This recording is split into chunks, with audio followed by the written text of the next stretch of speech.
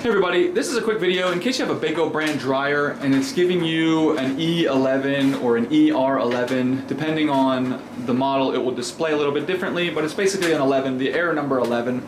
And you're wondering what this is and what you need to do to get rid of it.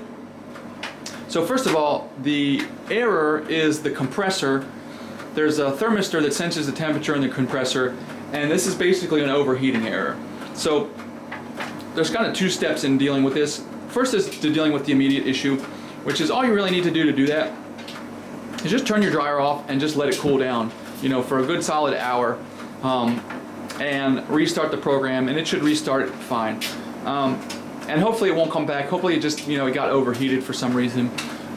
If it comes back, then you're going to need to look at either the thermistor that is detecting that is faulty because it's detecting that it's overheating when it's not, or there may be an issue with the compressor itself that is actually overheating.